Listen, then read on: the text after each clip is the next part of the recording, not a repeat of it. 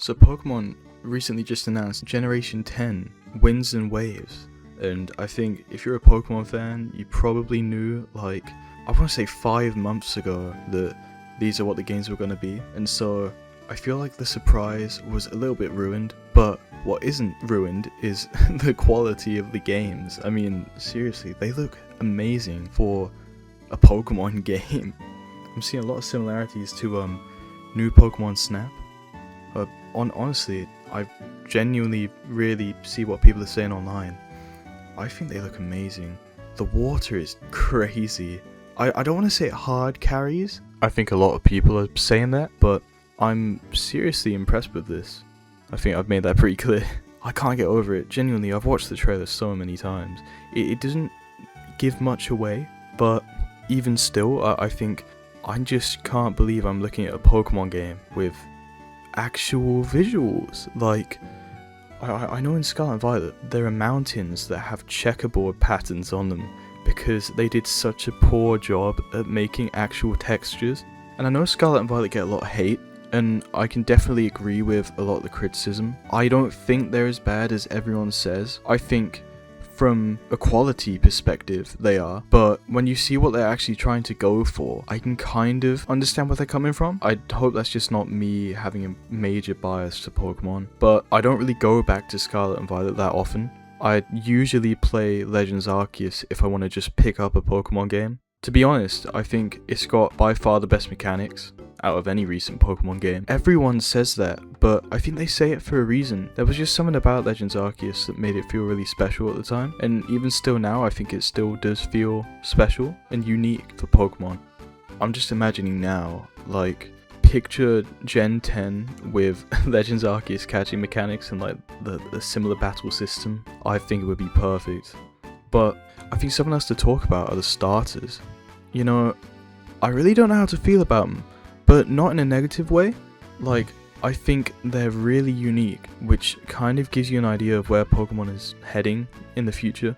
I think they don't want to be seen to be just repeating everything from the past. I think Sword and Shield was kind of an offender of that. It kind of just repeated what all the other games did, but to a significantly worse degree.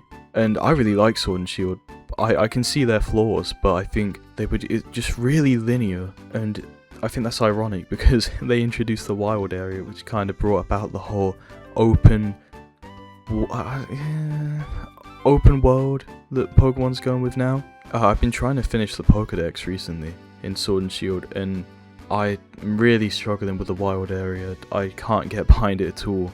I think when I was younger and the games came out, it was revolutionary, but now I'm just oh, I don't like this very much. Getting back to the topic of the starters though, I think they are good designs, just very different. Like I said, I'm really a fan of Pombon. I know everyone's a fan of Pombon, but it has to be said, it's a popular design for a reason. And I'm not exactly a Pomeranian fan.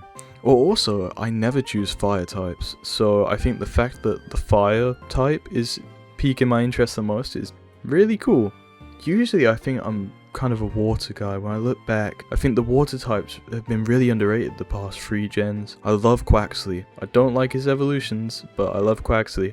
Kind of the same for Sobble, but I can get behind him a little bit more. And Poplio is seriously cool Pokemon, and I don't think it deserves the hate. When you are pitted up against Rowlet and Litten, I mean, it is kind of hard to be on the same level, but just because it might not be as strong doesn't mean it's not a good Pokemon, you know? So I mentioned Pombon because that's obviously my favourite. Looking at the other two, I'm a bit more divisive on them. At first, I was definitely keen on Gekwa, but I think the more I look at it, the more I can kind of just see it being like a sort of alternate Salandit, like a regional Salandit, or even like a pre-evolution to Inteleon. I think it looks more like an Inteleon pre-evolution than Sobble does. Sure, someone out there gets that, because I don't really know how to describe it. I mean, I'm lucky enough to actually have friends that also like Pokemon, and watching it yesterday, the present, one of them said that it looked like a Littlest Pet Shop. I don't know if you know what that is, but if you do it, then you probably agree. So yeah, I don't know, I think I'm expecting it to turn into a poison or a psychic type, those are pretty cool types, and I think they're both new for starters, so that's really cool. I think another problem is that since there's going to be so much water, it's like, why would you choose the water type? Because it basically makes the entire underwater thing useless unless there's something specifically down there that you'd want to go to or access. So I guess then, moving on, Drought would be like the easy mode, the grass type of the game. And honestly, I don't have a clue what it's going to evolve into. He doesn't look very happy, so maybe a dark type. Yeah, but other than that, I don't know. I can't see him being anything other than dark. Or maybe fighting. I think this is the hardest one to predict, but it's exciting. I think for the first time in a while, I'm looking at starters and I really don't know what they could be. I'm so hyped just to see them. And I also don't know about you, but I feel like I'm not as bothered about the new Pokemon this generation. Like, obviously we've only seen these three, but what I mean is, I think I'm so happy that a Pokemon game actually looks polished that I care more about the quality of the game than the new decks. I am a defender of the Gen 9 decks and the Gen 8 decks. I think they're really cool. You know, I'm pretty sure that this region is based off of Indonesia, so I think there could be some really cool Pokemon, but I don't know much about Indonesia, or it's like wildlife, so I'll have to look it up. Okay, so I just looked up some animals from Indonesia, and it looks like a lot of them are just kind of similar to Pokemon that we've already gotten. You know, like you have your snakes, what else was there? Ducks. I saw a lot of ducks and like birds especially. Rhinos were there, and I think it would be sick if we got some more Rhino Pokemon. Because I don't mind Rhyhorn, but then I think as it evolves, I just kind of switch off.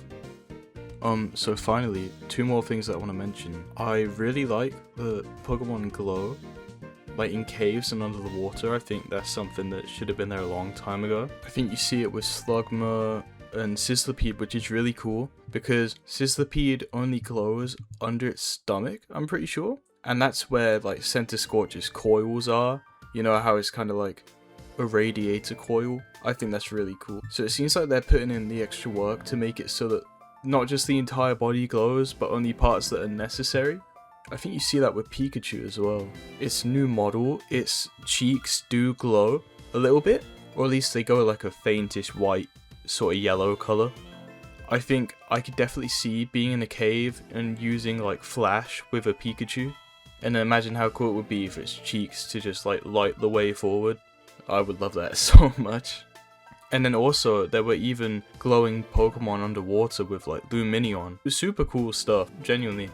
But like, whilst we're talking about Pikachu, I genuinely really like his new model. I think it's good that it's more dynamic. I know people kind of don't like the whole it looking more like sterilized. I mean, I think that was more of like an Ozempichu thing. You know, like the leaked model. I'm sure like most people have seen that. But I think now it definitely looks like really cool. Like its pose when it gets into battle, it looks much more like a mouse. You don't even know how happy it makes me to finally see them start changing the models a little bit. When they started it in Scarlet and Violet, like Charizard and Ho-Oh, Venusaur, Blastoise, they all got such massive glow-ups. Sorely needed as well. I think honestly, the fact that we're still using X and Y models to this day is just astounding to me. Like, come on. Surely it can't take that long to make new models. I mean, I know there's a lot of Pokemon, but they said they were making new models in Sword and Shield, and they've made like 10 since maybe. Classic Pokemon company, you just gotta love them.